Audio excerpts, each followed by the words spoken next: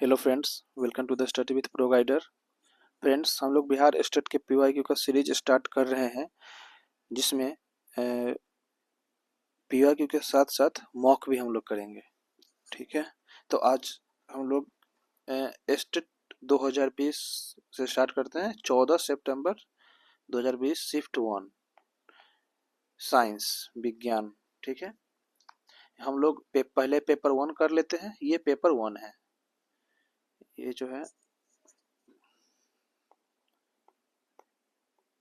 ये paper one, फिर paper 2 zoology करेंगे, फिर बोटनी करेंगे, ऐसे। ठीक है, विज्ञान 1। तो चलिए शुरू करते हैं। The five the five kingdom the five kingdom classification was proposed by. 5 जगत वर्गीकरण इन्होंने प्रस्तावित किया था। तो ये किए थे आर.एच. पिटेकर ने। ठीक है, 5 जगत वर्गीकरण आर.एच. पिटेकर द्वारा 1969 में प्रस्तावित किया गया था। इस प्रणाली में जीवों को मोनेरा, पोर्टिस्टा, फंजाई, प्लांटी और एनिमिलिया के नाम से 5 जगतों में विभाजित किया गया था। इस वर्गीकरण का मुख्य आधार कोशिका संरचना, शारीरिक गठन, पोषण विधि, प्रजनन और जाति वृत्तीय संबंध थे। कार्लोस लिनियस ने द्विजगत वर्गीकरण को परिचालित किया था। देखिए, कार्लोस लिनियस क्या किया था? द्विजगत। लिनियस ने बाइनोमियल नामकरण का भी आविष्कार किया था। बाइनोमियल नोमेनक्लेचर जो होता है वो कार्लोस लिनियस ने ही आविष्कार किया था उसका। रॉक्सबर्ग ने 3 जगत वर्गीकरण को विकसित किया था।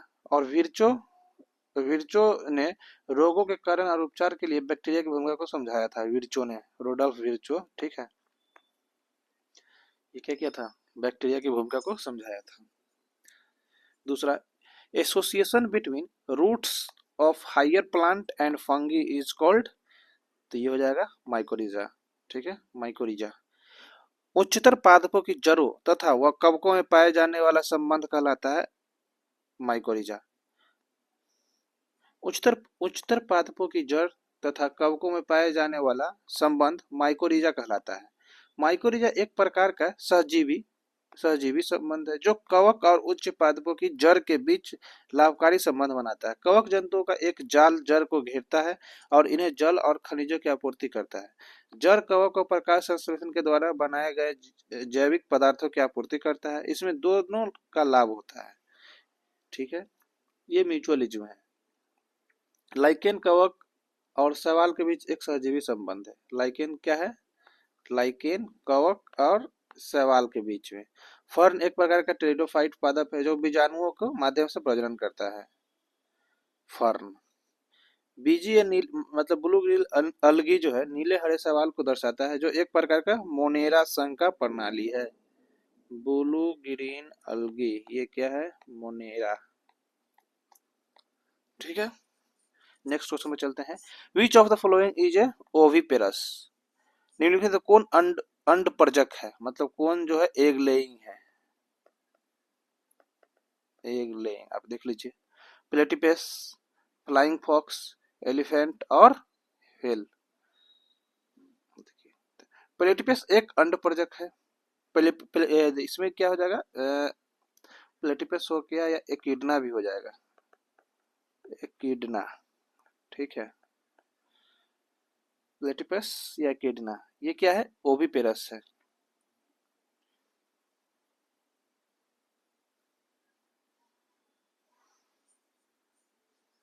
प्लेटिपस एक अंड परजक है जिसका मतलब है कि वो अंडे देकर बच्चे पैदा करता है। प्लेटिपस एक स्तनधारी प्राणी है। यही स्तनधारी है। प्लेटिपस क्या है? अंडा देता है लेकिन वो स्तनधारी प्राणी है। यह एक विचित्र जानवर है जिसका सिर बत्तख का, शरीर ऊदबिलाव का और पूंछ बेवर की तरह होता है। प्लेटिपस ऑस्ट्रेलिया और तस्मानिया में पाया जाता है। पानी के स्रोतों के निकट रहता है। फ्लाइंग फॉक्स, चमगादड़, हाथी और व्हेल जरायुज है, जिसका मतलब है कि इनमें बच्चों के भ्रूण का विकास मां के शरीर के अंदर होता है और उनके द्वारा जीवित शिशुओं को जन्म दिया जाता है। नेक्स्ट क्वेश्चन पर चलते हैं। To which one of the following categories does adipose tissue belong? निम्नलिखित में किस श्रेणी के साथ वसा उत्तक का संबंध है? तो ये क्या होगा? कनेक्टिव टिश्यू, संयोजी। ठीक है, संयोजी उत्तक। वसा उत्तक का संबंध संयोजी उत्तक के साथ है। संयोजी उत्तक वह उत्तक है जो अन्य उत्तकों को जोड़ता है, वह उनका रख रखाव करता है। संयोजी उत्तक में विभिन्न प्रकार की कोशिकाएं होती है, जैसे कि वसा कोशिकाएं, फाइब्रोब्लास्ट, मैक्रोफेज आदि। वसा उत्तक एक ढीला संयोजी उत्तक होता है जो मुख्य रूप से वसा कोशिकाओं से बना होता है, जो वसा को भंडारित करता है और ऊर्जा के रूप में उपयोग करता है। वसा उत्तक शरीर को गर्म कर रखने, आघात से बचाने और हार्मोन उत्पादन में भी सहायता करता है। ठीक है, नेक्स्ट क्वेश्चन पे चलते हैं। विच one of these is not a eukaryotes? इनमें से कौन सा एक जीव सुकेंद्रिक है? मतलब यूकैरियोट मींस कि यूकैरियोटिक नहीं है, मतलब न्यूक्लियस उसमें नहीं होगा। ठीक है, तो इसमें हो जाएगा हम लोग का एनावेना। ठीक है, एनावेना सुकेंद्रित जीव नहीं है। ये क्या है? एनावेना है प्रोकैरियोट्स।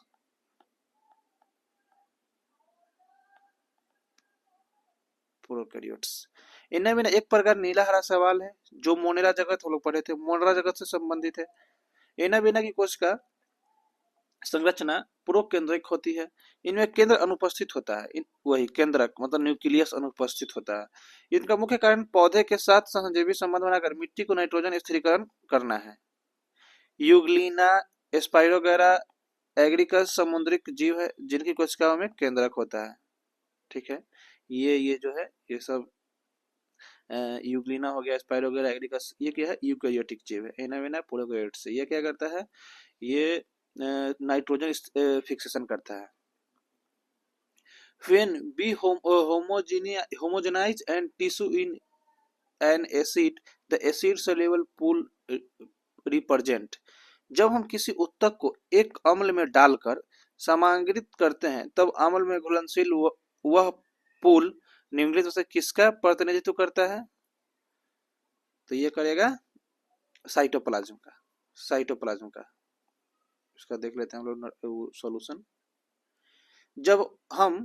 जब हम किसी उत्तक को एक अम्ल में डालकर समांगित करते हैं तब अम्ल में घुलनशील वह पूल कोशिका द्रव्य के प्रतिनिधित्व करता है। कोशिका द्रव्य वह तरल पदार्थ है जो कोशिका के अंदर भरा होता है। कोशिका द्रव्य में अम्ल अविलेय अंश और अम्ल विलेय अंश दोनों होते हैं। अम्ल अविलेय अंश में केवल 4 प्रकार के कार्बनिक यौगिक, प्रोटीन, न्यूक्लिक अम्ल, पॉलीसैकेराइड्स व लिपिड मिलते हैं। अम्ल विलेय अंश में अनेक प्रकार के लघु अणु मिलते हैं। ठीक है, अविलेय अंश में केवल 4 कौन मिलेगा? प्रोटीन, न्यूक्लिक एसिड, पॉलीसैकेराइड और लिपिड। ठीक है, mitosis is a characteristics by. समसूत्री विभाजन की विशेषता क्या है? तो यह इक्वल डिवीजन करता है। माइटोसिस क्या करता है? एक मदर सेल से 2 बनाता है। मियोसिस क्या करता है? 1 से 4 बनाता है। ठीक है,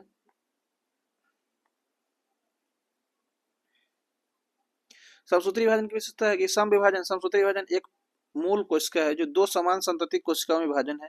प्रत्येक में एक केंद्रक होता है जिसमें डीएनए की समान मात्रा, समान संख्या और समान आकार के गुणसूत्र होते हैं और मूल कोशिका के समान आनुवंशिक होती है, इसलिए इसे समकक्ष विभाजन भी कहा जाता है। न्यूनकारी विभाजन अर्धसूत्री विभाजन की विशेषता है, इसमें संतति कोशिका में गुणसूत्रों की संख्या आधी हो जाती है। ठीक है, a gland not associated with the alimentary canal, एक ग्रंथि है जो आहार नाल से संबंधित नहीं है। तो क्या है वो है एडेर्निल। ठीक है, देखिए पैंक्रियास तो ये आहार नाल का ही हिस्सा है, लीवर भी है, सिलेवरी ग्लैंड भी है, ये एडिनल नहीं है। ठीक है, एडिनल ग्रंथि आहार नाल संबंधित नहीं है। एडिनल एक अंतःस्रावी ग्रंथि है जो वृक्क के ऊपर स्थित होती है। यह विभिन्न प्रकार के हार्मोन का उत्पादन करती है जो शरीर के उपापचय, रक्तचाप, तनाव और अन्य क्रियाओं को नियंत्रित करते हैं। इस ग्रंथि में 2 भाग होते हैं, एड्रिनल कॉर्टेक्स और एड्रिनल मेडुला। ठीक है, आहार नाल से संबंधित ग्रंथि वो होती है जो आहार नाल के पाचन में सहायता करती है, जैसे लार ग्रंथि, अग्नाशय, यकृत। ठीक, CO2 के डिसोसिएट फ्रॉम कार्बोनोहीमोग्लोबिन व्हेन, किस स्थिति में कार्बोनोहीमोग्लोबिन से CO2 वियोजित होने लगती है। तो ये हो जाएगा बी। ठीक है, PO2 का स्तर उच्च होता है और PO2 का निम्न होता है। कहाँ गया इसका?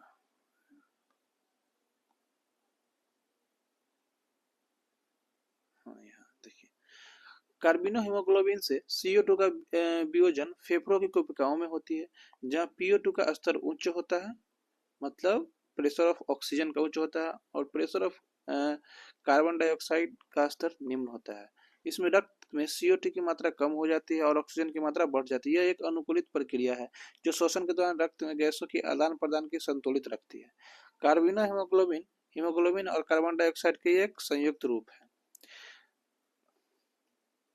The cell involve in inflammatory reaction.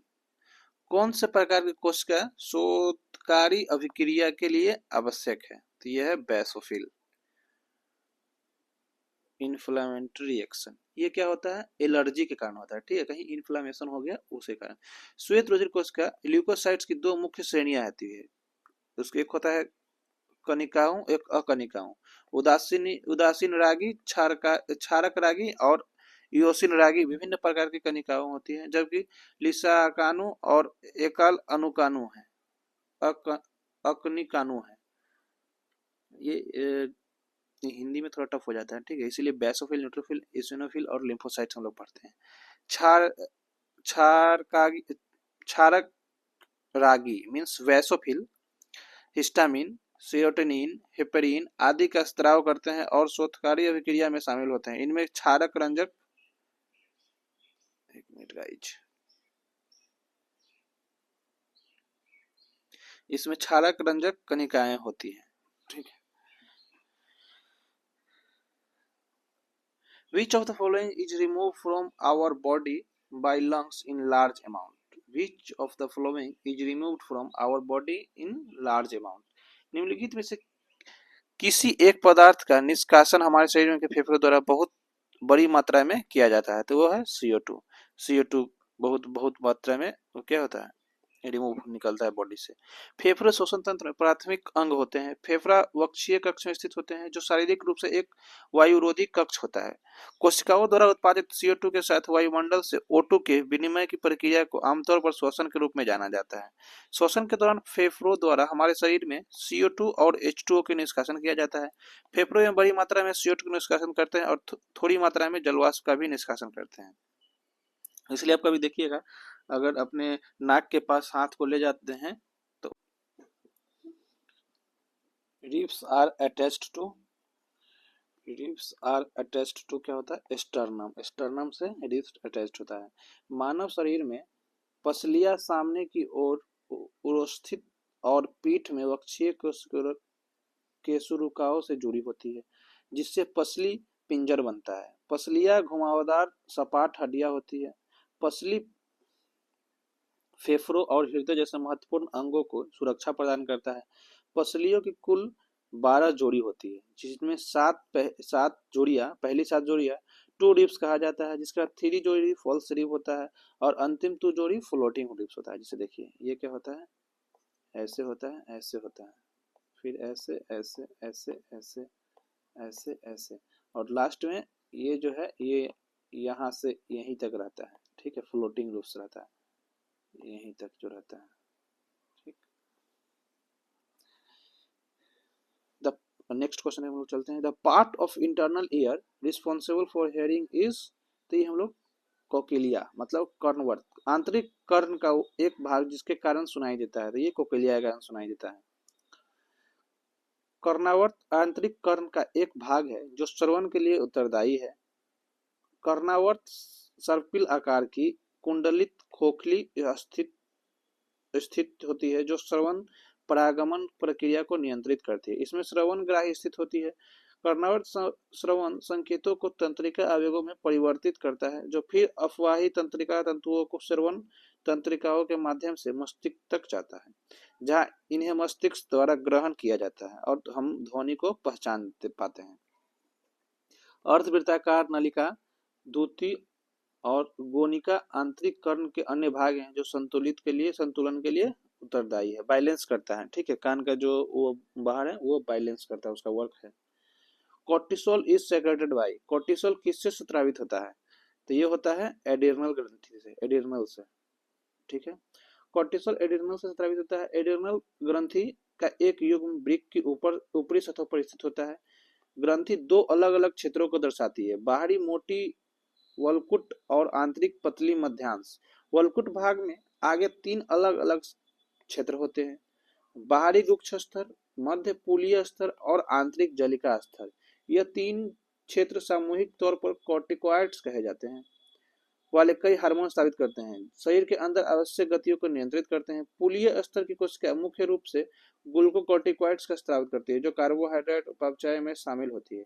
Cortisol मुख्य रूप से ग्लूकोकॉर्टिकॉइड्स है जो ग्लूकोनियोजेनेसिस, वसा अपघटन और प्रोटीन अपघटन को प्रेरित करते हैं। मतलब क्या है, एक ग्लूकोकॉर्टिकॉइड्स, ग्लूकोकॉर्टिकॉइड्स है और एक क्या था, एक कॉर्टिकॉइड्स है, सीधे कॉर्टिकॉइड्स। ठीक, leading cell produce a group of hormone is called androgen. Leading cell क्या होता है, ये मेल में होता है। ठीक है, लीडिंग कोशिका और एंड्रोजन हार्मोन समूह को उत्पन्न करते हैं। लीडिंग कोशिका एम्ब्रियन पुरुष प्रजनन अंग में पाई जाती है। एंड्रोजन हार्मोन समूह पुरुष लक्षणों को प्रजनन गतिविधि महत्वपूर्ण भूमिका निभाती है। महिलाओं में एंड्रोजन का उत्पादन अंडाशय, अधिवृक्क, ग्रंथियां और वसा कोशिकाओं में होता है। पुरुषों में प्रमुख एंड्रोजन टेस्टोस्टेरोन और डाईहाइड्रोटेस्टोस्टेरोन है। एंड्रोजन स्टेरॉयड हार्मोन की श्रेणी में आते हैं। ठीक है, ये 15 हो गया, 16 पे चलते हैं। Which of the following can be made into crystal, निम्नलिखित में से किस की क्रिस्टल के रूप में बनाया जा सकता है? तो ये है वायरस। विषाणु को क्रिस्टल के रूप में बनाया जा सकता है, यानी इन्हें क्रिस्टलीकृत किया जा सकता है, क्रिस्टलाइजेशन किया जा सकता है। क्रिस्टलीकरण वायरल घटकों को संगठित ठोस कणों में परिवर्तित की क्रिया है। विषाणु को क्रिस्टलीकृत किया जा सकता है क्योंकि इनमें निर्जीव लक्षण होते हैं। विषाणु में अन्य जीवित जीवों की तरह कोई उपापचय प्रक्रिया नहीं होती है। एक विषाणु क्रिस्टल में कई हजार विषाणु होते हैं और इसकी शुद्धता के कारण हम इनकी विशेषताओं, रोगजनक गतिविधि, उत्परिवर्तन स्तर, न्यूक्लिक एसिड और कैप्सिड गुणों को समझ सकते हैं। Amoeba acquires its food through process termed, amoeba किसके द्वारा, अमीबा जिस प्रक्रिया के द्वारा भोजन प्राप्त करता है उसे क्या कहते हैं? इंडोसाइटोसिस। जैसे देखिए अमीबा ये हुआ, भोजन यहाँ है, फिर ये ऐसे करके ऐसे भोजन को यहाँ ले लेता है, फिर नेक्स्ट में क्या करता है, ऐसे ऐसे करके भोजन को अंदर ले लेता है। ये हुआ अमीबा का। तो इसको क्या बोलेंगे, प्रोसेस को इंडोसाइटोसिस। ठीक है, अंतःकोशिका अमीबा प्रक्रिया जिसके द्वारा अमीबा भोजन प्राप्त करता है। अंतःकोशिका प्लाज्मा झिल्ली के माध्यम से कोशिकाओं द्वारा खाद्य सामग्री का अंतर्ग्रहण करता है। ठीक है, खाद्य सामग्री के प्रकार के आधार पर यह 2 प्रकार का होता है, फैगोसाइटोसिस ठोस सामग्री का सेवन करता है और पिनोसाइटोसिस तरल पदार्थ का सेवन करता है। फैगोसाइटोसिस की प्रक्रिया में प्लाज्मा झिल्ली का एक भाग ठोस खाद्य पदार्थों के क्षेत्र में अवशिष्ट होकर उसमें निगल लेता है। फैगोसोम नामक झिल्ली संकलन पुटिका जिसमें खाद्य कण होते हैं प्लाज्मा झिल्ली से साइटोप्लाज्म में अलग हो पाते हैं और जहां इसकी सामग्री में लाइसोसोमल एंजाइम द्वारा पचा लिया जाता है। ठीक है, nervous tissue is not found in, तंत्रिका ऊतक कहाँ नहीं पाए जाते हैं? तो ये टेंडन में नहीं पाया जाता है, टेंडन में नहीं पाया जाता है। तंत्रिका ऊतक हमारे तंत्रिका तंत्रिका तंत्र का मुख्य ऊतक है। यह ऊतक मस्तिष्क में रज्जु तंत्रिकाओं में पाए जाते हैं। ये कंडराओं में नहीं पाए जाते हैं, कंडराओं में टेंडन में नहीं पाए जाते हैं। तंत्रिका ऊतक शरीर में संवेदनाओं को प्रशासित करने के लिए, संसाधित करने में महत्वपूर्ण भूमिका निभाते हैं। इन ऊतकों के द्वारा शरीर के विभिन्न अंगों के बीच संचार होता है जो शरीर के विभिन्न कार्यों को नियंत्रित करते हैं। कंडरा संयोजी ऊतक मीन्स टेंडन जो है वो हड्डियों के मांसपेशियों से जोड़ता है। क्या करता है, हड्डी को मांसपेशी से होता है। लिगामेंट क्या करता है, हड्डी को हड्डी से जोड़ता है। कंडरा में तंत्रिका ऊतक नहीं पाए जाते हैं, इसमें नहीं पाया जाता है। The fusion of gamete produced by mother and that father from which of the following, माता द्वारा दिए गए युग्मक और पिता द्वारा दिए गए युग्मक को संलयन प्रक्रिया किस रूप में जानते हैं? उसको जाइगोट के रूप में जानते हैं। ठीक है, फर्टिलाइजेशन के बाद उसको जाइगोट का नाम दिया जाता है। माता द्वारा दिए गए युग्मक और पिता द्वारा दिए गए युग्मक के संलयन की युग्मनज बनता है। युग्मनज एक लैंगिक जनन कोशिका है जिसे माता और पिता द्वारा दिए गए युग्मकों के गुणसूत्र का एक सेट होता है। युग्मकों को संलयन के निषेचन कहते हैं। युग्मक संलयन के परिणाम स्वरूप द्विगुणित युग्मनज का निर्माण होता है। युग्मनज एक भ्रूण को विकसित होता है जो एक नई संतति के रूप में पैदा होता है। ठीक है। The average life span of dog, कुत्तों का औसत जीवन काल कितना है? 10 साल। कुत्तों का औसत जीवन काल लगभग 10 वर्ष के बीच होता है। यह जीवन कुछ नस्लों में अधिक भी हो सकता है, यदि कुछ में कम भी हो सकता है। कुत्ते में ऊन बढ़ना नस्ल के हिसाब से अलग अलग होता है। कुत्ते के स्वास्थ्य और शारीरिक क्षमता प्रभावित करता है। जानवरों में जीवन काल उनके आकार से संबंधित होता है। छोटे जानवरों की चयापचय दर आमतौर पर अधिक होती है जिससे उनका जीवन काल कम हो जाता है।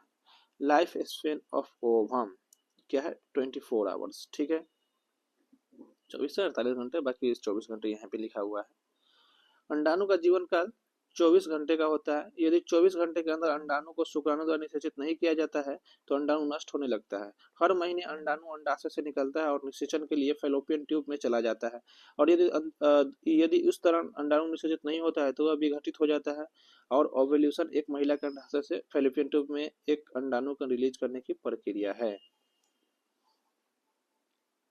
Fertilisation outside the body is called in vitro fertilisation. इसको क्या बोलेंगे? इन विट्रो फर्टिलाइजेशन। बॉडी के बाहर अगर होता है, शरीर के बाहर होने वाले निषेचन को क्या कहते हैं? In vitro fertilisation. शरीर के बाहर होने वाले निषेचन को इन विट्रो फर्टिलाइजेशन आईवीएफ कहते हैं। यह एक सहायक प्रजनन तकनीकी है जहां अंडाणु और शुक्राणु को महिला के शरीर के बाहर प्रयोगशाला में निषेचित किया जाता है। एक बार जब अंडाणु निषेचित हो जाते हैं तो भ्रूण की मां के गर्भाशय में स्थानांतरित कर दिया जाता है। शरीर के अंदर होने वाले निषेचन को इन विवो फर्टिलाइजेशन कहा जाता है। ठीक है, क्या था? 20। अब 21 से हम लोग चलते हैं।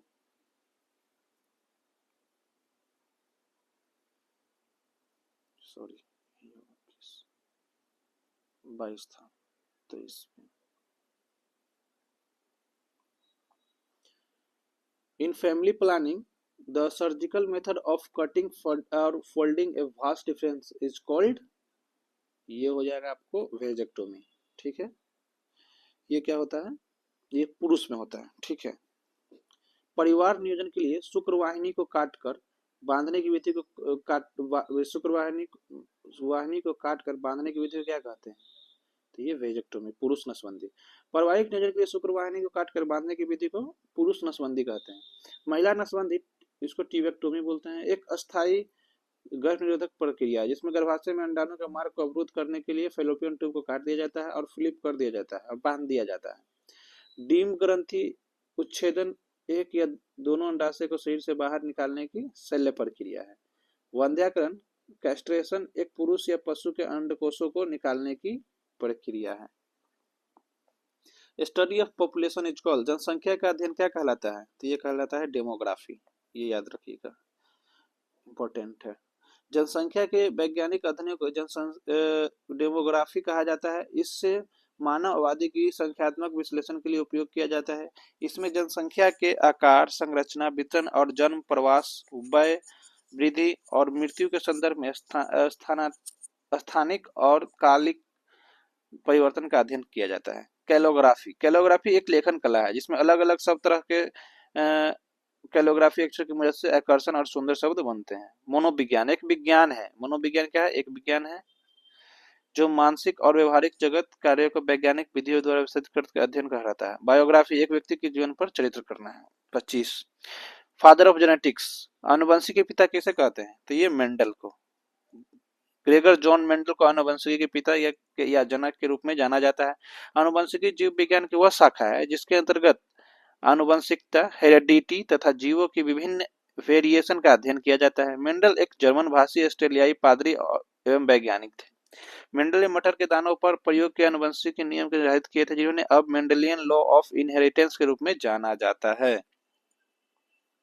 ठीक है, नेक्स्ट क्वेश्चन पे हम लोग चलते हैं। 26 विच of the following is sex linked disease, ये क्या हो गया? हीमोफीलिया हो गया। सेक्सुअलिटी मतलब एक्स वाई क्रोमोसोम होता है ना, तो इस पे वो डिजीज होगा। तो इसमें समझ रहे हैं, इसमें अगर जो फीमेल होंगी वो डिजीज वाली नहीं होगी, वो क्या होगी, कैरियर होगी, कैरियर।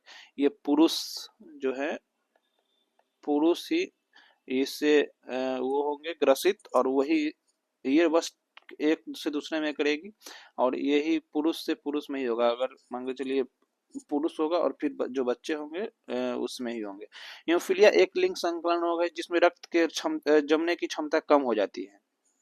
इस रोग में एक महत्वपूर्ण स्कंदकर्ता कारक की कमी होती है, अतः रक्त का स्कंदक बहुत ही देर में अथवा होता ही नहीं है। क्लॉटिंग क्लॉटिंग फैक्टर जो होता है इसमें होता है। यह एक लिंग संकलन अप्रभावी रोग है जो नर शिशु में अप्रभावित वाहक महिलाओं से आता है। वही अप्रवाहित वाहक मतलब कैरियर महिलाओं से आता है। वाहक महिलाओं में हीमोफीलिया के लिए इसमें युग्मिक भी होती है तथा इन्हें सामान्य अलील की उपस्थिति में हीमोफीलिया की उपस्थिति हीमोफीलिया की स्थिति नहीं हो बनती है।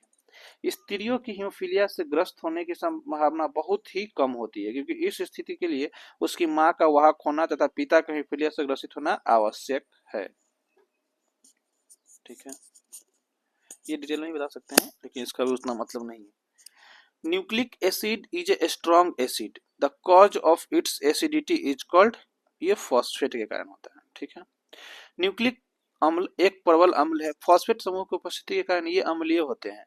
फॉस्फेट समूह में हाइड्रोजन होता है जो आवश्यक पड़ने पर ऋणात्मक आवेश छोड़कर बाहर निकल जाता है, इसलिए अम्लीय होने के लक्षण प्रदर्शित करता है। न्यूक्लिक अम्ल एक पंचकार्बनी शर्करा, एक नाइट्रोजन क्षारक और एक फॉस्फेट समूह से मिलकर बना होता है।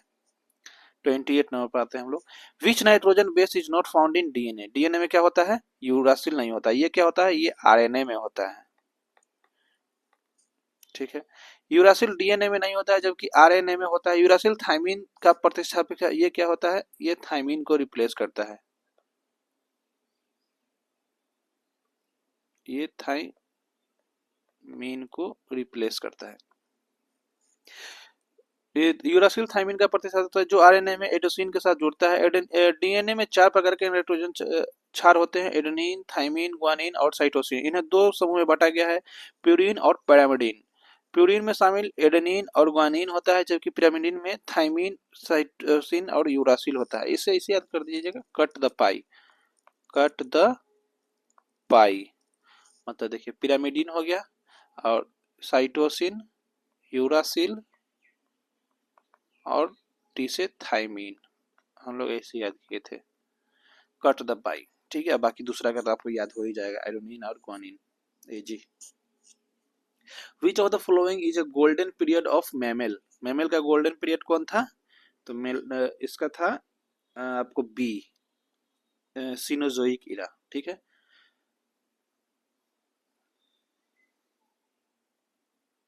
देखिए सिनोजोइक इरा, सिनोजोइक इरा को स्तनधारियों का स्वर्ण काल के रूप में जाना जाता है। यह इरा 65 मिलियन वर्ष पूर्व से आज तक की अवधि को इंगित करता है। इस काल की शुरुआत डायनासोरों के विलुप्त होने से हुई थी।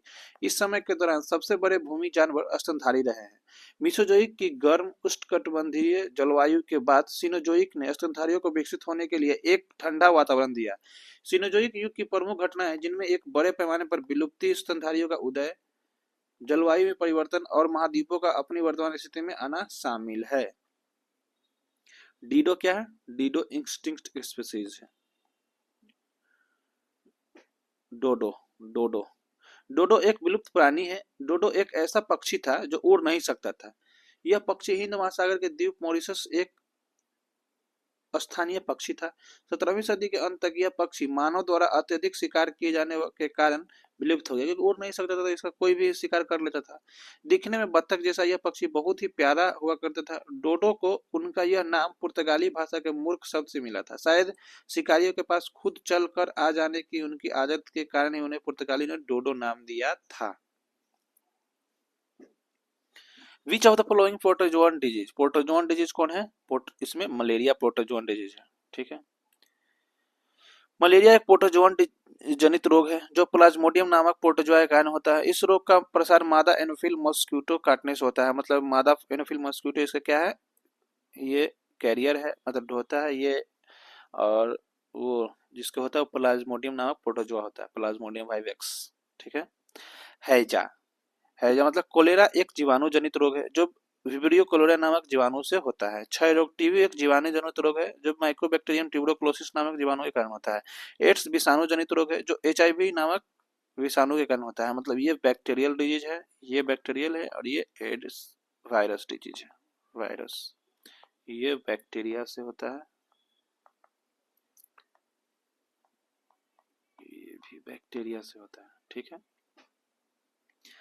World AIDS day celebrate on तो फर्स्ट 21 मतलब सीधे फर्स्ट दिसंबर को, 1 दिसंबर को होता है। विश्व एड्स दिवस मनाया जाता है 1 दिसंबर को। विश्व एड्स दिवस हर साल 1 दिसंबर को मनाया जाता है, जिसका उद्देश्य एचआईवी संक्रमण के प्रसार की वजह से एड्स महामारी के प्रति जागरूकता बढ़ाना है। 1988 में पहला विश्व एड्स दिवस आयोजित किया गया था, ये याद रखिएगा। ठीक है। 1 मई को अंतर्राष्ट्रीय श्रमिक दिवस के रूप में मनाया जाता है। 20 दिसंबर को अंतर्राष्ट्रीय मानव एकजुटता दिवस के रूप में मनाया जाता है, और 1 जून को दुग्ध दिवस के रूप में मनाया जाता है। ठीक। Major crop of tropical region, शीतोष्ण परिक्षेत्र का प्रमुख अनाज है, यह है व्हीट। ठीक है। गेहूं शीतोष्ण परिक्षेत्र का प्रमुख अनाज है। समशीतोष्ण घास के मैदान गेहूं की खेती के लिए आदर्श है। ठंडा नम वसंत ऋतु पौधे के प्रारंभिक विकास को उत्तेजित करता है और पकने की अवधि में हल्की बारिश अच्छी उपज सुनिश्चित करने के लिए अनाज के फूलने में मदद करती है।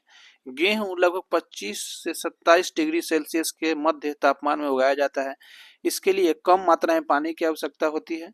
गेहूं उस मिट्टी में आता है जो सभी स्थूल और सूक्ष्म पोषक तत्वों में भरपूर होती है। अतः शीतोष्ण क्षेत्र में गेहूं की दोनों की वृद्धि के लिए, गेहूं की दानों की वृद्धि के लिए अनुकूल परिस्थितियां होती है। ठीक है। कल्याण सोना, ये राइस, ये क्या है, व्हीट है। कल्याण सोना व्हीट। कल्याण सोना एक प्रोन्नत गेहूं की किस्म है। यह किस्म उच्च उत्पादकता, रोग प्रतिरोधकता और गुणवत्ता के लिए जानी जाती है। कल्याण सोना गेहूं की अर्धबौनी किस्में हैं जिन्हें मैक्सिकन गेहूं के नाम से जाना जाता है, जिनका उत्पादन 1963 में मैक्सिको के डॉक्टर वॉरलॉग द्वारा किया गया था। कल्याण सोना एक आनुवंशिक रूप में संशोधित है। पर ये क्या है, जैसे देखिए कल्याण सोना कैसे बनाया गया, कि हम लोग के यहाँ जो होता है गेहूं का पौधा, वो होता है लंबा लंबा होता है और उसमें बीज मतलब ज्यादा होता है। ठीक है। तो इसमें जो लगेगा मैन्योर मीन्स की वो उर्वरक वो तो ज्यादा लगेगा, इसलिए हम लोग वहाँ जो है मैक्सिको का एक पौधा है जो छोटा होता है और बीज कम देता था, तो दोनों से फर्टिलाइजेशन करवाएं, ब्रीड करवाएं, और फिर ऐसा बनाएं कि छोटा हो और ज्यादा दे। छोटा पौधा हो मतलब कम फर्टिलाइजेशन लगे और ज्यादा दे। तो नेक्स्ट क्वेश्चन है, most antibiotics are produce from bacteria. अधिकांश प्रतिजैविक तैयार किए जाते हैं जीवाणु से। अधिकांश प्रतिजैविक तैयार किए जाते हैं जीवाणु से। प्रतिजैविक वो दवाएं हैं जिनका उपयोग मुख्य रूप से मनुष्य और अन्य जीवों में जीवाणु जनित संक्रमण के उपचार के लिए किया जाता है। अधिकांश प्रतिजैविक जीवाणु से तैयार किए जाते हैं। स्ट्रेप्टोमाइसिस जीनस प्रतिजैविक दवाओं का सबसे महत्वपूर्ण स्रोत है। किण्वन की प्रक्रिया के माध्यम से प्रतिजैविक दवाओं का उत्पादन किया जाता है। एन इम्पोर्टेंट फैक्टर ऑफ गोबर गैस, गोबर गैस का प्रमुख घटक क्या है, मीथेन है। मीथेन गोबर गैस का एक प्रमुख घटक है। गोबर गैस एक नवीकरणीय ऊर्जा स्रोत है जो ऑक्सीजन की अनुपस्थिति में कार्बनिक अणुओं के टूटने से बनता है। गोबर गैस मुख्य रूप से मीथेन गैस और कार्बन डाइऑक्साइड से बना होता है, जिसमें कार्बन मोनोऑक्साइड, नाइट्रोजन और हाइड्रोजन जैसे ट्रेस तत्व होते हैं। बायोगैस माइक्रोबियल गतिविधि द्वारा उत्पन्न होता है और इसे ईंधन के रूप में उपयोग किया जा सकता है। ठीक है। Agarose gel is obtained from, तो ये होता है एग्रोल सीवीड से।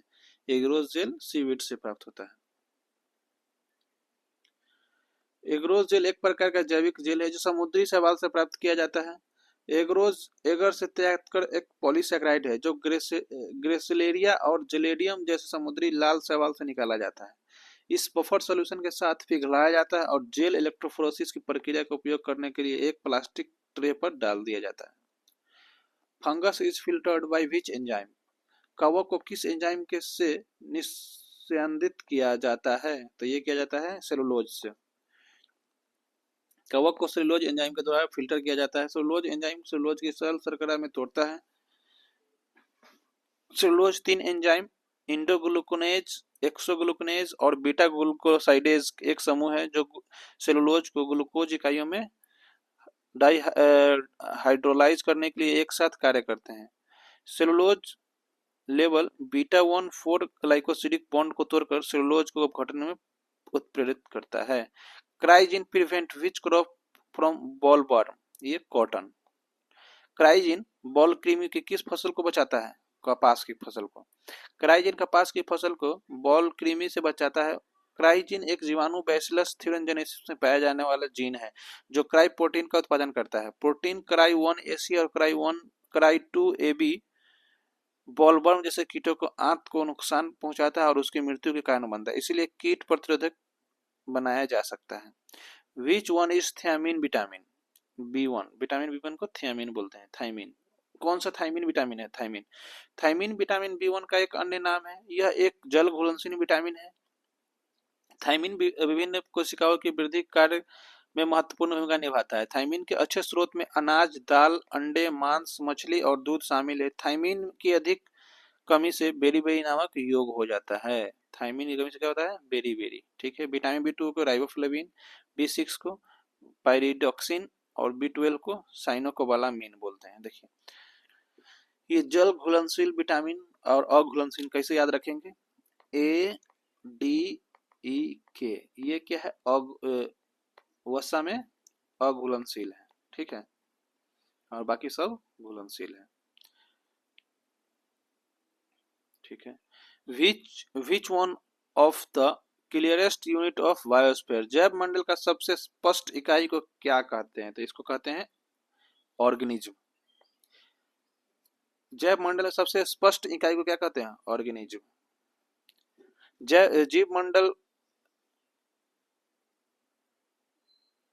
जीव मंडल पृथ्वी का वह क्षेत्र है जिसमें सभी जीवित जीव शामिल है। एक जीव मंडल की सबसे स्पष्ट इकाई है।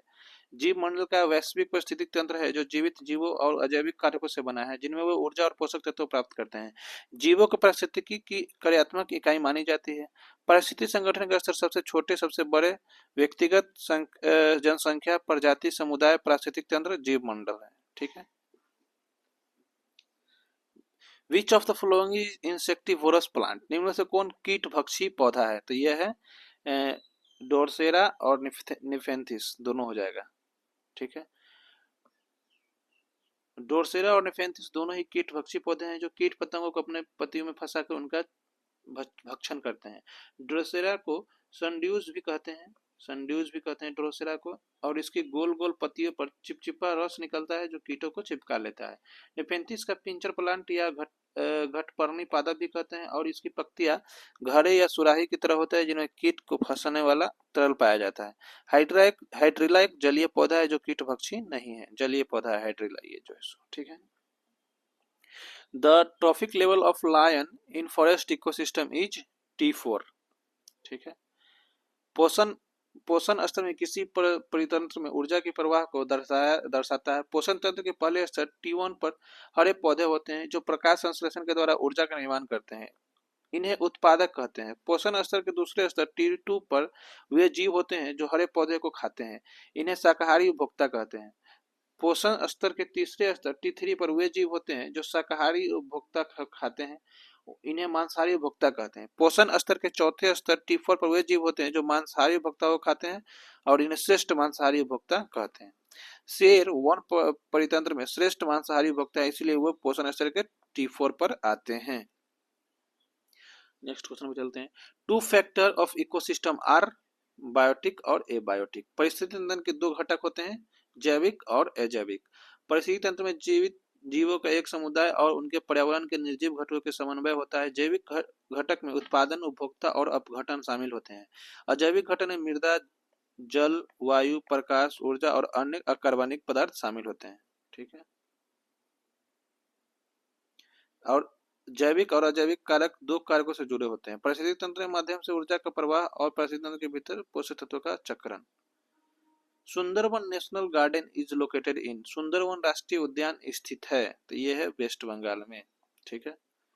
सुंदरवन राष्ट्रीय उद्यान पश्चिम बंगाल राज्य के दक्षिणी भाग में गंगा नदी के सुंदरवन डेल्टा क्षेत्र में स्थित है। यह विश्व के सबसे बड़े मैंग्रोव जंगलों के लिए जाना जाता है। यह एक बाघ संरक्षित क्षेत्र है और यहाँ बायोस्फीयर रिजर्व भी है। यह यूनेस्को की विश्व धरोहर स्थल भी शामिल है। 4 मई 1984 को इसे राष्ट्रीय उद्यान घोषित किया गया था।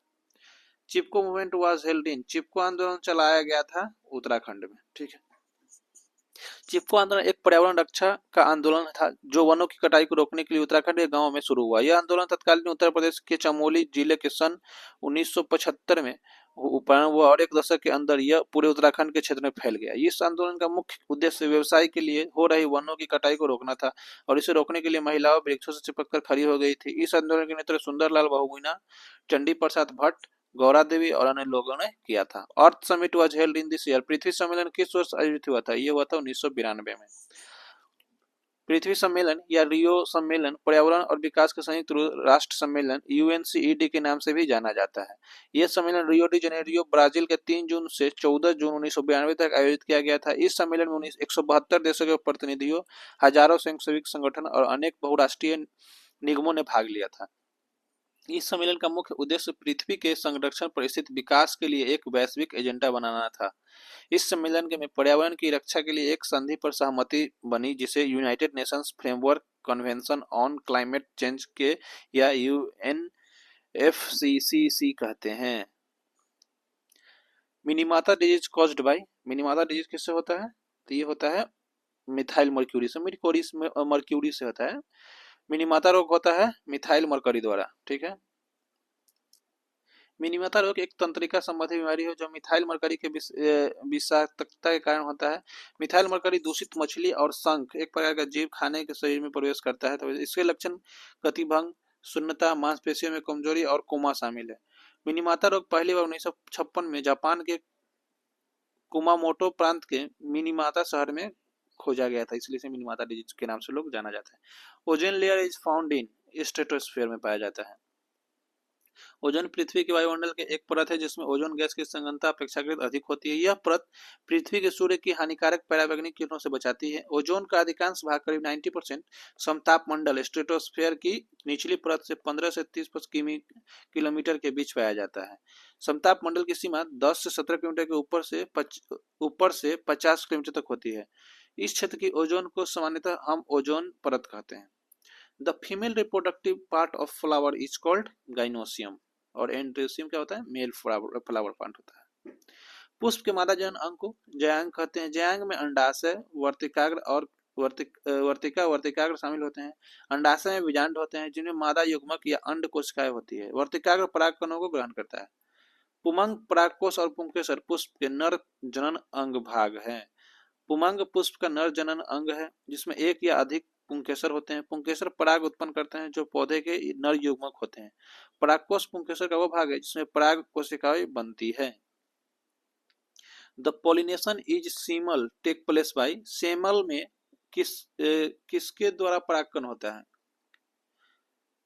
तो ये होता है बर्ड्स के द्वारा। सेमल में परागकण पक्षियों द्वारा होता है। सेमल के लाल रंग के बड़े फूल पक्षियों को आकर्षित करते हैं और उनके मधु से पोषित होते हैं। पक्षी फूलों को परागकोश से परागकणों को अपने पंखों या चोंच पर ले जाते हैं और दूसरे फूलों में छोड़ देते हैं। यह एक उदाहरण है ऑर्थोनोफिली परागकण का, जिसे पक्षी द्वारा कणों को एक फूल से दूसरे फूल तक ले जाते हैं। मतलब देखिए, ऑर्थोनोफिली, पक्षी एक फूल से दूसरे फूल तक ले जाते हैं, क्या बोलेंगे? ऑर्थोनोफिली। ठीक है, समझ रहे हैं? हम यहाँ देखिए, if the diploid number of flowering plant is 36, what would be the chromosome number in its endosperm? मतलब किसी समसूपी पादप की द्विगुणित संख्या 36 है, तब इसके भ्रूणकोश की गुणसूत्रों की संख्या क्या होगी? तो ये देखिए, ये होगा, आपको हो जाएगा, मान के चलिए 2n कह रहा है, 36 युग्म, मतलब दोनों होगा उसमें, मेल फीमेल दोनों, 26 हो गया, तो एक हो जाएगा 18। ठीक है, और कह रहा है गुणसूत्र, तब इसके भ्रूण कोश में, तो ये हो जाएगा, तब भ्रूण कोश में गुणसूत्र के 3n होता है, तो 18 गुणे 3 बराबर 36। ठीक है, 36 होगा।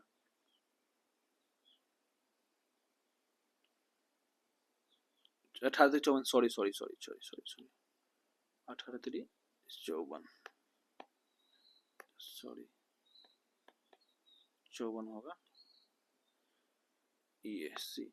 भ्रूणकोश में गुणसूत्रों की संख्या 54 होगी। पुष्पी पादपों के भ्रूणकोश त्रिगुण 2n होते हैं, जो कि एक नर युग्मक और 2 मादा युग्मक 2n से संलयन से बनते हैं। यह द्विगुणित संख्या 2n 36 है, तो युग्मक की संख्या n 18 होगी। इस प्रकार भ्रूणकोश में गुणसूत्रों की संख्या 3n मतलब 54 होगी। देखिए पुष्प पादप में जो होता है, मादा का युग्मक 2n और नर का n होता है, और इसमें 36 पाया जाता है, तो इसमें 18 होगा और दोनों मिलके 54 हो जाएगा। Fusion of two motile gametes which are dissimilar in size term as anisogamy. ठीक है, मतलब दो असमान आकार के युग्मकों का संलयन क्या कहलाता है? असमयुग्मता। ठीक है, दो असमान आकार के युग्मकों का संलयन असमयुग्मकता कहलाता है। असमयुग्मता में दो युग्मकों में एक छोटा और दूसरा बड़ा होता है। छोटा युग्मक गतिशील होता है और बड़े युग्मक की ओर आकर्षित होता है। असयुग्मता कुछ शैवाल, फफूंद और ब्रायोफाइटाएं पाई जाती है। विषम युग्मता में एक बड़े अचल मादा युग्मक और एक छोटे गतिशील नर युग्मक के बीच संलयन होता है। समयुग्मता में दो समान आकार के युग्मकों का संलयन होता है। Holdfast stipe and frond constituent the plant body in case of संलग्न वृंत तथा पर्णप किसके पादप अंगों का निर्माण करते हैं? तो ये फियोफाइसी संलग्न वृंत तथा प्रपर्ण किसके पादप अंगों का निर्माण करते हैं? तो फियोफाइसी। संलग्न वृत्त और संपन्न फियोफाइसी पादप अंगों का निर्माण करते हैं। फियोफाइसी भूरे शैवाल को संदर्भित करता है। ये समुद्री आवास में रहते हैं और आकार तथा रूप में बहुत अधिक भिन्नता को दर्शाते हैं। इसमें पर्णहरित ए और सी कैटिनोइड और जेंथोफिल होते हैं। पादप का आमतौर पर एक संलग्न द्वारा अंतः स्तर से जुड़ा होता है और उसमें एक वृंत अर्थात छत्रिका वृंत होती है। पत्ती जैसे प्रकाश इसलिए अंग पर पर्ण कहा जाता है। नेक्स्ट क्वेश्चन पे चलते हैं। Which of the following plant is used to extract the blue dye? निम्नलिखित किस पौधे से नीला रंजक प्राप्त किया जाता है? तो ये किया जाता है आपको इंडिगोफेरा।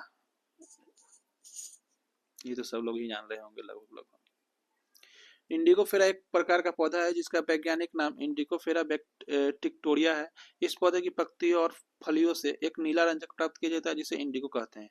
इंडिगो का उपयोग कपड़ों, बालों और चमड़ों को रंगने के लिए किया जाता है। इंडिगोफेरा का उत्पत्ति क्षेत्र भारत माना जाता है, लेकिन इसे अन्य गर्म और उष्णकटिबंधीय क्षेत्रों में भी उगाया जाता है। इस पौधे की पत्तियों में प्राकृतिक रूप से एक ग्लाइकोसाइड इंडिकन पाया जाता है, जिसे भिगोने और किण्वन प्रक्रिया के बाद नीले रंजक में बदल दिया जाता है।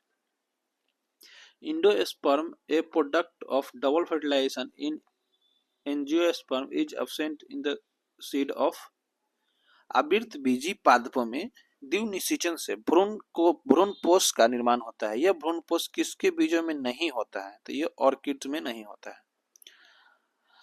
ठीक है, आवृतबीजी पादपों में द्विनिषेचन से भ्रूणपोष का निर्माण होता है, जो बीज के लिए पोषण बीज पत्रों में मौजूद खाद्य सामग्री द्वारा प्रदान किया जाता है। ऑर्किड बीज में भ्रूणपोष अनुपस्थित होता है, क्योंकि बीज के विकास के दौरान विकसित होने वाले भ्रूण द्वारा भ्रूणपोष का इस्तेमाल कर लिया जाता है। नारियल, मक्का, अरंडी के बीजों में भ्रूणकोष उपस्थित होता है, ऑर्किड में नहीं होता है। ठीक है, venation is a term used to describe the pattern of arrangement of. सिरा विन्यास एक पर्याय है जो निम्नलिखित में से किसी के विन्यास के पैटर्न के बारे में बताता है? तो ये वेन और वेनलेट्स इन लेमिना, फलक में सिराओं तथा सिरिका को। ठीक है, पत्तियों की सिराओं और संवहन बंडलों में व्यवस्थाक्रम से अभिन्यास कहलाता है। सिरा विन्यास का उपयोग पत्तियों की विशेषताओं को जानने और पौधों को वर्गीकृत करने में होता है। सिरा विन्यास के आधार पर पत्तियां सामान्यतर या जलिकावत हो सकती है। इससे पता चलता है कि पत्तियों में रसायनों का प्रवाह कैसे होता है और पत्तियों का आकार और संरचना कैसी होती है। सिरा विन्यास के अलावा पुष्पक्रम भी एक पर्याय है जो पुष्पों के व्यवस्थाक्रम के बारे में बताता है। पुष्पक्रम, ठीक है। Cell of The cell of this tissue are living and show angular wall thickening. They provide mechanical support. This tissue is. इस ऊतक की कोशिकाएं जीवित होती है और इनकी कोणीय भित्ति मोटी होती है। यह यंत्रिका सहायक प्रदान करती है। इन ऊतकों को कहते हैं कोलेनकाइमा। कोलेनकाइमा याद रखिएगा, ठीक है। स्थूल कोनोकोतक। स्थूल कोनोतक एक प्रकार का स्थायी ऊतक है जिसमें कोशिकाओं की कोणीय भित्ति में लिग्निन का जमाव होता है। इसमें यह ऊतक मजबूत और लचीला होता है और पौधों को यांत्रिक सहारा देता है, मैकेनिकल सपोर्ट देता है, ठीक है। लिग्निन के द्वारा, लिग्निन उसमें उपस्थित होता है और ये क्या देता है, यांत्रिक सहारा, और ये मजबूत और लचीला होता है। जाइलम और दृढ़ोतक भी स्थायी ऊतक है लेकिन इनकी कोशिकाएं जीवित नहीं होती है। जाइलम एक वाहक ऊतक है जो पानी और खनिजों को जड़ों से उत्पत्तियों तक पहुंचाता है। दृढ़ोतक एक बंधक ऊतक है जो पौधों को अंगों को एक साथ जोड़ता है, ठीक है। A piece of wood having no vessels trachea must belong to। काष्ठ का एक टुकड़ा जिसमें वाहिकाएं नहीं होती है क्या कहलाती है? पाइन, चीर। चीर एक अनावृति बीजी है, इनमें जाइलम वाहिकाएं नहीं होती है, ठीक है। जाइलम वाहिकाएं नहीं होती है। वाहिकाएं और वाहिनिकाएं जाइलम ऊतक के घटकों में से एक है। वाहिनिकी और वाहिकाएं नलिकाकार संरचनाएं होती है और इनमें मोटी भित्ति होती है और परिपक्व पर कई कोशिकाएं मृत हो जाती हैं। टीक, आम और पाम अमृत बीजी संबंधित है, इसलिए इनके पास वाहिकाएं होती है। When we peel the skin of potato tuber, we remove। जब हम आलू का छिलका उतारते हैं तो हम छिलके के रूप में किसे उतारते हैं? तो पेरिडर्म को, ठीक है, परितत्व को। आलू को छिलका उतारते हैं उसका नाम है पेरिडर्म, ठीक है। आलू की बाहरी परत पेरिडर्म ऊतक से बनी होती है जो मूल रूप से द्वितीयक होती है क्योंकि यह मुख्य रूप से क्षतिग्रस्त बाह्य त्वचा को प्रतिस्थापित करती है। यह भूमिकाएं पादप अंगों में पाया जाता है। प्रतिकृति का मुख्य कार्य संरक्षण और कटाई के दौरान रोगजनकों, निर्जलीकरण और घाव से सुरक्षा प्रदान करना है। अंततः जब हम आलू को छीलकर उतारते हैं तो हम वास्तव में परत को हटा रहे होते हैं। Which of the following salt does not contain water crystallization? निम्नलिखित में कौन सा लवण क्रिस्टलीकरण जल नहीं रखता है? तो ये बेकिंग सोडा, ठीक है। खाने का सोडा या बेकिंग सोडा लवण क्रिस्टलीकरण जल नहीं रखता है। बेकिंग सोडा का रासायनिक सूत्र NaHCO3 है जबकि नीला सोडा का रासायनिक सूत्र CuSO4 5H2O है। नीला सोडा का ये है। धोवन सोडा का रासायनिक सूत्र Na2CO3 10H2 है तथा जिप्सम का रासायनिक सूत्र CSO4 2H2 है, ठीक है। ये याद रखिएगा। देखिए नीला सोडा का क्या है? CuSO4 5H2O, ठीक है। बेकिंग सोडा का NaHCO3 ठीक है। और वॉशिंग सोडा का Na2CO3 10H2O है। इसका जिप्सम का CaSO4 2H2O, ठीक है। Which of the following can be used as an acid base indicator by visually impaired student? तो ये हो जाएगा वेनिला, ठीक है। दृष्टि दोष युक्त विद्यार्थियों के लिए निम्नलिखित में से किसके अम्ल क्षार सूचक के रूप में प्रयुक्त कर सकते हैं? तो वेनिला या एसेंस, ठीक है। वेनिला विलयन की अम्लता या क्षारता के आधार पर अपनी गंध बदलता है जिसमें यह दृष्टि दोष युक्त छात्रों के लिए उपयुक्त होता है। Which of the following is used to dissolution of gold? Gold को घोलने के लिए किसका उपयोग किया जाता है? तो ये एक्वारेजिया का उपयोग किया जाता है, ठीक है। अम्लराज एक्वारेजिया का उपयोग सोने को घोलने के लिए किया जाता है क्योंकि यह सोने के प्रति अद्भुत रूप से प्रभावी और सोने की संगतता को बनाए रखता है। अम्लराज सांद्रिक नाइट्रिक अम्ल HNO3 और सांद्र हाइड्रोक्लोरिक अम्ल का 1:3 का मिश्रण होता है, ठीक है। मिश्रण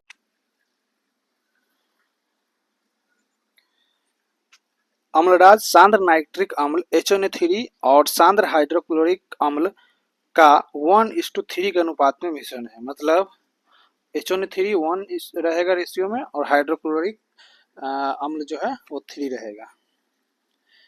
नेक्स्ट क्वेश्चन में चलते हैं। If copper is kept in open air it slowly loss its shining brown surface and gain a green coating it's due to the formation of. यदि कॉपर को वायु में खुला रखा जाता है तो यह अपनी चमकीली भूरी सतह खो देता है तथा हरे रंग की परत प्राप्त करता है। यह किसके द्वारा होता है? यह होता है C4CO3। मीन्स जब कॉपर को खुले हवा में रखा जाता है तो धीरे धीरे अपनी चमकदार सतह खो देता है और एक हरी परत बना लेता है। यह परत कॉपर कार्बोनेट के कारण बनती है। कॉपर कार्बोनेट के कारण बनता है। ठीक है। Galvanization is a method of protecting iron from rusting by coating with a thin layer of. इसका हिंदी देख लीजिए। किसकी पतली परत के लेपन के द्वारा आयरन को जंग से बचाने के लिए गैल्वेनीकरण की विधि है? तो ये जिंक है। ठीक है। गैल्वेनीकरण विधि से एक ऐसी विधि है जिसमें जिंक की पतले परत को लेपन के द्वारा लोहे की जंग से बचाया जाता है। ये 65, 66 पे चलिए अब। Which of the following metals are obtained by electrolysis of their chlorides in molten state? Na मतलब sodium, calcium, iron, copper. Sodium और कैल्शियम, इसका आंसर हो जाएगा डी, सोडियम और कैल्शियम। सोडियम और कैल्शियम धातुएं गलित अवस्था में उनके क्लोराइड के विद्युत अपघटन से प्राप्त होते हैं। ठीक है। उसके बाद 67 पे आ जाइए। विच of the flowing element would loss A electron easily? निम्नलिखित में कौन सा तत्व आसानी से इलेक्ट्रॉन खो देता है? तो वो है पोटेशियम। पोटेशियम क्षारीय धातु समूह का सदस्य है। समूह में धातुओं की इलेक्ट्रॉन खोने की क्षमता ऊपर से नीचे जाने पर बढ़ती है। ऊपर से नीचे जाने पर क्या होगा? इलेक्ट्रॉन खोने की क्षमता बढ़ेगा। साथ साथ क्षारीय धातु समूह के तत्व इलेक्ट्रॉन खोने की क्षमता क्षारीय मृदा धातु सेकेंड ए के तत्वों से अधिक होती है। अतः दिए गए विकल्पों में पोटेशियम सर्वाधिक आसानी से इलेक्ट्रॉन खो देता है। अब ये न्यूमेरिकल लिखा गया। If 500 ml of 5 mole solution is diluted 1500 ml, what will be the molarity of the solution obtained? कहता है यदि 5 मोलरता वाले बिलियन के 500 ml को 1500 ml आयतन तक तनुकृत किया जाए तो प्राप्त बिलियन की मोलरता क्या हो जाएगी? तो इसका फॉर्मूला होता है M1 V1 बराबर M2 V2। ठीक है। तो इसका अब जो निकालना है, इसमें M1 दिया हुआ है, V1 M2 दिया हुआ होगा। ठीक है। जैसे M1 दिया हुआ है, V1 दिया हुआ है, M2 निकालना है और V2 दिया हुआ है। तो M1 5 मोलर हो गया, V1 500 वॉल्यूम ये हो गया। ठीक है। हाँ, M2 निकालना है, सेकेंड वॉल्यूम ये हो गया।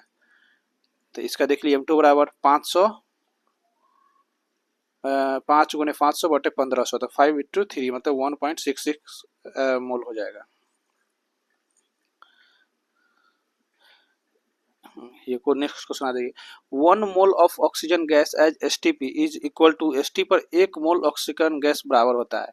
एसटीपी पर 1 मोल ऑक्सीजन गैस के बराबर होता है। तो ये हो जाएगा ए 6.02 × 10⁻23 मॉलिक्यूल ऑफ ऑक्सीजन। इसका देख लेते हैं हम लोग। अवगाड्रो के नियम के अनुसार 1 मोल गैस में 6.2 × 10⁻³ अणु होते हैं। इसे अवगाड्रो संख्या कहते हैं। साथ ही ऑक्सीजन O2 का अनुभार 32 है। तो इसलिए 1 मोल बराबर O2 की मात्रा बटे O2 का अनुभार। तो O2 का मात्रा 32 ग्राम है। इसलिए से विकल्प 1 और 4 सही है। 70 आ जाइए। Chloride exist in 2 isotopic form, chlorine 37 and chlorine 35, but its atomic mass is 35.5. This indicate the ratio of chlorine 37 35 is approximately. इसका हिंदी देख लेते हैं। क्लोरीन के 2 समस्थानिक होते हैं, क्लोरीन 37 और क्लोरीन 35, परंतु इसका परमाणु द्रव्यमान 35.5 होता है। यह दर्शाता है क्लोरीन 37 और 35 का अनुपात है 1:3। दिया गया क्लोरीन का स्थान समस्थानिक क्लोरीन 37 35 का परमाणु भार 30.5 है। ठीक है। इसका x मान लिए, इसका 1 - x मान लिए। तो परमाणु भार x गुने 37 और 1 - x गुने 35। तो 35.x सोल्यूशन करेंगे तो इसका 1:3 3 आ जाएगा, ठीक है। Among halogen, the correct order of amount of energy released in electron gain या electron gain enthalpy is. Hydrogen में इलेक्ट्रॉन प्राप्त करने के में निकली ऊर्जा की मात्रा का सही क्रम क्या है? तो इसका फ्लोरीन, क्लोरीन, ब्रोमीन, आयोडीन, ठीक है। आवर्त सारणी में ग्रुप के ऊपर से नीचे जाने पर इलेक्ट्रॉन उपलब्धि एंथैल्पी का मान ऋणात्मक होता है, परंतु फ्लोरीन की इलेक्ट्रॉन उपलब्धि एंथैल्पी क्लोरीन की अपेक्षा कम ऋणात्मक होती है, क्योंकि फ्लोरीन की छोटे आकार के कारण इसमें इलेक्ट्रॉन इलेक्ट्रॉन प्रति आकर्षण होता है। तो सही क्रम फ्लोरीन, क्लोरीन, सबसे ज्यादा है क्लोरीन हो जाएगा, ठीक है, फिर ब्रोमीन, फिर iodine. In which of the flowing substance will hydrogen bond is strongest? निम्नलिखित में से किस पदार्थ में हाइड्रोजन आबंधन प्रबलता होती है? तो वो होगा H2O में। छोटे आकार और अधिक इलेक्ट्रॉन ऋणात्मकता के कारण H2O से बना हाइड्रोजन आबंधन अधिक होता है, ठीक है। Which of the following property of water can be use to explain the spherical shape of rain droplet? वर्षा की बूंदों का गोलीय आकार समझने के लिए जल के निम्नलिखित से किस गुण का उपयोग किया जाता है? तो वो सरफेस टेंशन के कारण होता है। पृष्ठ तनाव गुण के कारण ही जल की बूंदें गोल आकार की होती है। पृष्ठ की इकाई लंबाई पर लगने वाले बल को द्रव पृष्ठ तनाव कहते हैं। The enthalpy of element in their standard state are taken as zero. The enthalpy of formation of a compound is। तत्वों की मानक अवस्था में उनकी एंथैल्पी को शून्य माना जाता है। यौगिक का विचलन की एंथैल्पी इसका हो जाएगा मे बी पॉजिटिव और नेगेटिव, वो धनात्मक या ऋणात्मक हो सकती है। तत्वों की मानक अवस्था में उसकी एंथैल्पी का मान शून्य लिया जाता है, ठीक है। यौगिक के बनने वाले अभिक्रिया यदि ऊष्माक्षेपी है तो एंथैल्पी ऋणात्मक होगी, और यदि ऊष्माशोषी है तो अभिक्रिया है तो एंथैल्पी धनात्मक होगी। इसलिए यौगिक के विचलन की एंथैल्पी धनात्मक और ऋणात्मक दोनों हो सकती है। निम्नलिखित रासायनिक प्रतिक्रियाओं में यौगिक ए और बी क्रमशः है, ठीक है। तो ये आपको हो जाएंगे इसका सी, बेंजीन डाइजोनियम क्लोराइड, ये हो जाएगा बेंजीन डाइजोनियम क्लोराइड ए, और ये हो गया फ्लोरोबेंजीन, सेकेंड हो गया फ्लोरोबेंजीन। यहाँ देख लीजिए। Which of the following order present the correct sequence of the increasing basic nature of the given oxide? निम्नलिखित से कौन सा क्रम दिए गए ऑक्साइड की बढ़ती क्षारीय प्रकृति का सही क्रम है? तो ये इसका हो गया सी, Al2O3, फिर मैग्नीशियम ऑक्साइड, फिर Na2O, फिर K2O, ठीक है। मतलब सब इंक्रीजिंग ऑर्डर में है, ठीक है। किसी आवर्त में बाएं से दाएं जाने पर तत्वों के ऑक्साइडों की क्षारीय प्रकृति घटती है, जबकि वर्ग में ऊपर से नीचे आने पर ऑक्साइड की क्षारीय प्रकृति बढ़ती है, तथा जब ऑक्साइड जल से अभिक्रिया करता है तो अपने अधिकतम ऑक्सीकरण अवस्था में होता है, जिसे क्षारीय प्रकृति बढ़ती है, जैसे Al2O3, MgO, Na2O और K2O। K2O used in space and submarine because it K2O का उपयोग अंतरिक्ष और पनडुब्बियों में किया जाता है, बिकॉज इसका होगा answer absorb CO2 and increases O2 concentration. ये क्या करता है? CO2 को अवशोषित करती है और O2 की सांद्रता में वृद्धि करती है। ये क्वेश्चन है। यूरिया के 6.022 × 10⁻20 अणु इसके 100 ml में उपस्थित है, बिलियन की सांद्रता है। देखिए अब आप यूरिया है, ठीक है, तो यूरिया का पहले निकालेंगे हम लोग, क्योंकि एक मोल में इतना होता है, तो n हो गया, तो एक मोल बराबर हो जाएगा एवोगाड्रो नंबर हम लोग पढ़े थे, ये हो गया, और ये अणु होते हैं, ठीक है, और ये क्वेश्चन में दिया हुआ है। तो इसका सॉल्यूशन करेंगे तो सॉल्व करेंगे 10⁻³ मोल हो जाएगा। बिलियन का आयतन 100 ml है, तो 100 से इसको गुना करेंगे, लीटर में है, ठीक है। तो इसलिए बिलियन की सांद्रता n/v, तो 10⁻³ बटे 100 इंटू 10⁻³ मतलब 0.01 मोल निकल जाएगा इसका।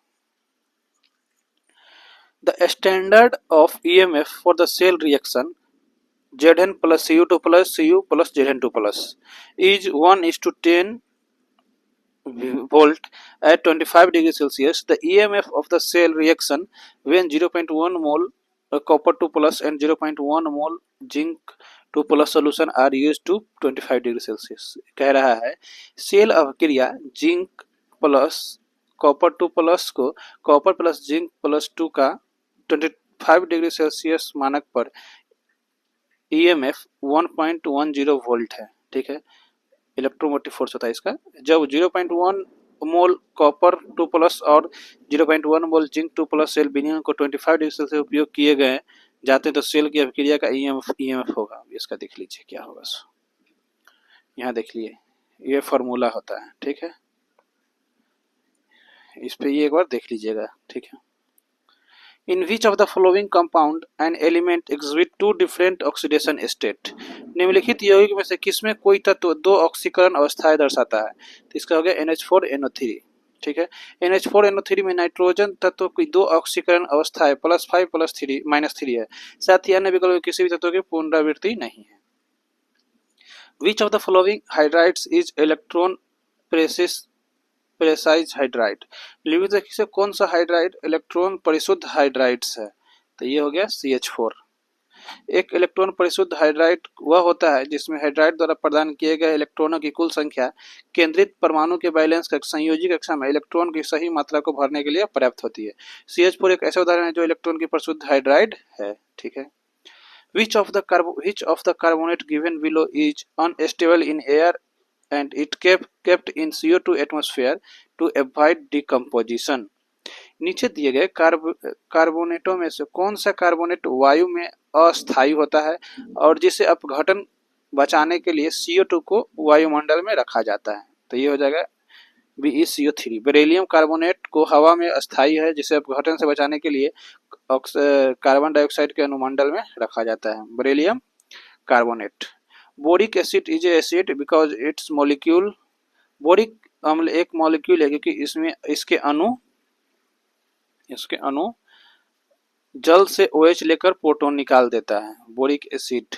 ठीक है, बोरिक अम्ल एक अम्ल है क्योंकि इसके अणु पानी में OH लेकर प्रोटॉन मुक्त करता है। ठीक है, ये देखिए BOH boric acid H2O water H+ निकाल दिया। ठीक है, द IUPAC नेम फॉर, तो इसका हो जाएगा 1 chloro 1 2 3 4 5 6 1 chloro 4 methyl 2 nitrate benzene. ठीक है,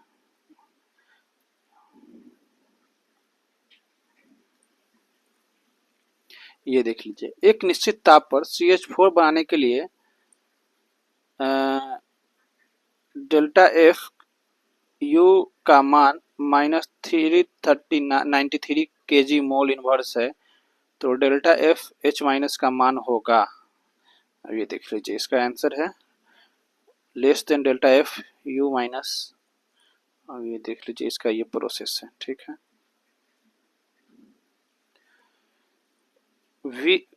which of the following is not example of redox reaction?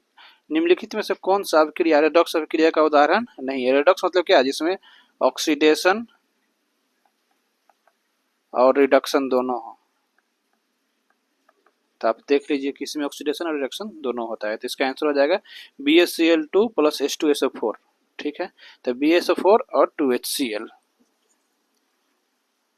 Redox अभिक्रिया में ऑक्सीकरण और अपचयन दोनों ही एक साथ होता है, Cu + H2O। ठीक है, Cu + H2O और Fe2O3 + 3CO 2Fe 3CO2। ठीक है, और 2K + F2 2KF आदि। जबकि अन्य दी गई अभिक्रिया BaCl2 और H2SO4 में किसी भी तत्व आयन की ऑक्सीकरण सभा में परिवर्तन नहीं हो रहा है, अतः यह एक रेडॉक्स ऑक्सीकरण अपचयन अभिक्रिया नहीं है। यह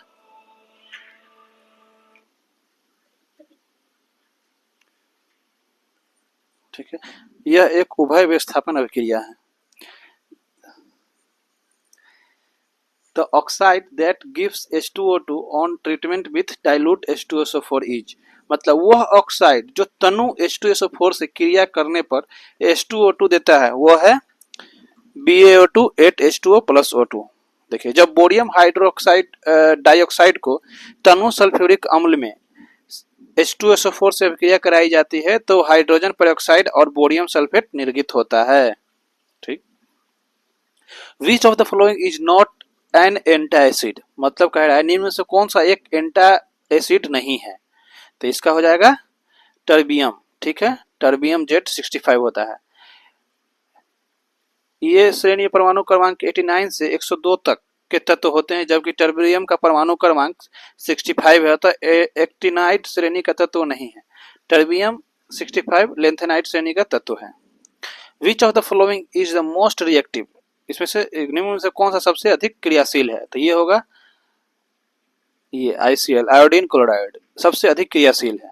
ICl फिर आयोडीन क्लोराइड फिर क्लोराइड फिर ब्रोमीन फिर आयोडीन, क्योंकि उच्च विद्युत ऋणात्मक के कारण यह ध्रुवीय प्रकृति का है, सर्वाधिक क्रियाशील है। Which of the following reaction is an example of auto reduction, निम्नलिखित अभिक्रियाओं में से कौन सा स्वतः अपचयन एवं एक उदाहरण है, वो है ये देखिए। स्वतः अपचयन एक ऐसी रिडक्स अभिक्रिया है जिसमें एक ही तत्व का ऑक्सीकरण और उपचयन दोनों एक साथ ही होता है। उपरोक्त समीकरण का कॉपर का ऑक्सीकरण अपचयन दोनों ही हो रहा है, यह विकल्प ऑक्सीकरण अपचयन अतः दोनों तत्वों को अलग अलग हो रहा है। Which of the following pair of ion are isoelectronic and isostructural, isoelectronic और आइसो स्ट्रक्चरल, तो ये होगा ClO3 माइनस और SO3 2 प्लस।